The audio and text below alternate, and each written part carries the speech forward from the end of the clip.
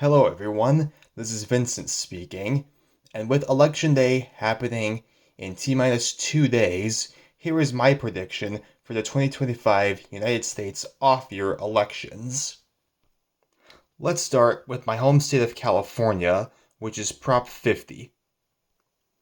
The purpose of Prop 50 was in response to the Election Rigging Response Act to combat Texas's gerrymandering, which would add 5 additional Republican seats to the U.S. House of Representatives. Prop 50 would do the exact same thing, which would cancel out 5 other Republicans with 5 other Democrats.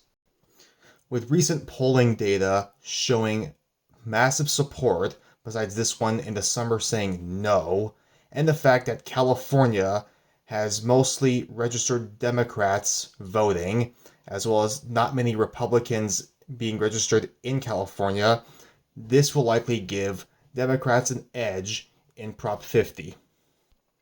Therefore, using this map, this is by the this is by the way the 2022 governor's map. I couldn't find one for 2025 or 2021's governor's races, but this will do. So, in short, this will give Democrats a safe margin in Prop 50. Now, let's head over to New York, which is arguably the most exciting race of them all, the 2025 mayor elections. While initially this race would have been a 4 or 5 way race because Jim Walden, he was a fifth person, and Eric Adams was running as an independent after dropping out as a Democrat. He ran a third-party campaign with Andrew Cuomo doing the same thing. However, because Adams barely registered in the polls, he dropped out in September, and this makes the race a close one between Democrat Zoran Mandani, former Governor Andrew Cuomo, and State's Assemblyman and Guardian Angels founder Curtis Sliwa, who's distantly in third place ever since this race. In short, it's likely that Zoran Mandani will become New York's next mayor and likely winning a plurality of the vote, with Andrew Cuomo coming in second and Curtis Sliwa coming in third, as New York has never elected a Republican mayor in over a decade. The last time a Republican was ever mayor was in 2009 and 2005 when Michael Bloomberg ran as a Republican and won. Now let's head over to Virginia with the 2025 Virginia Lieutenant Governor's race. Firstly, we have seen polls consistently supporting Ghazala Hashmi. If I said it wrong, feel free to correct me.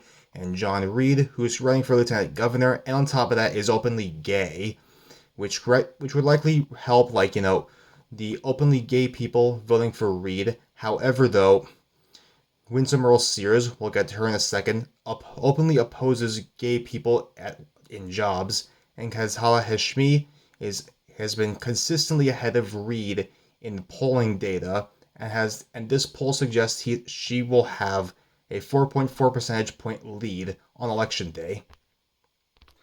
Thus, this gives Hashmi I would say, a leaning Democratic flip for the Virginia Lieutenant Governor's race. Now we head over to the Attorney General's race in Virginia. For a good chunk of the summer, Jay Jones, who is the Democratic nominee, he held a nice, comfortable lead for the race. However, because a recent text message of Jones saying he would want to kill Todd Gilbert, the Republican Speaker of the House of Virginia, and his family, this has caused him to collapse in the polls, and Jason Miyares is leading, although some polls suggest Jay Jones with a lead of either 3 to 2 points. However, polling data on average suggests Miyares winning by 1.8 percentage points. While this prediction could change, I will say this will be a hold for the Republicans, with likely a tilt margin in the Virginia Attorney General's race. And now we get to the 2025 Virginia governor's race. As far back as 2023, 2024, and recently, Virginia Representative Abigail Spanberger consistently holds a lead against Winsome Earle-Sears, who's the lieutenant governor running. And as of now, Spanberger holds a comfortable lead against Sears. And this is largely, in my eyes, due to her debate performance against Spanberger, and also claiming that firing people who are openly gay is not discrimination. So which would likely give the gay people the courage to vote for Abigail Spanberger in the event that they might fear their rights over Winsome Earle-Sears. Therefore, I predict that Spanberger will hold on to Virginia with a likely margin in the governor's race.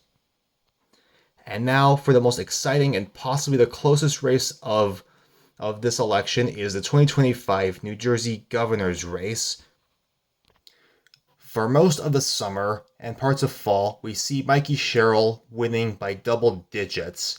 However, during September, that lead has disappeared, and now Jack Ciattarelli led by 1 point, though Mikey Sherrill has made slight improvements in the polls, with the recent one being that she has a lead by 1 point and polling average being 4.8%. For context, in 2021, Jack Ciattarelli, he lost to Phil Murphy by 3 percentage points in a state that is consistently won by Democrats since the 1992 presidential election. And Kamala Harris only won New Jersey by 5 to 6 percentage points, which is the least amount of votes that a Democrat has ever received in New Jersey, in my eyes, and the closest a Republican has ever gotten to winning the state of New Jersey. While more polling has favored Mikey Sherrill in the New Jersey governor's race, I do think she can pull this off, but with a tilt victory for Democrats and the potential that New Jersey could become a swing state in the future. So there you have it. This is my prediction for the 2025 US off-year elections. If I'm missing a race, feel free to let me know. Leave your thoughts and opinions down below. Otherwise, thank you for watching, and I'll see you guys in the next video.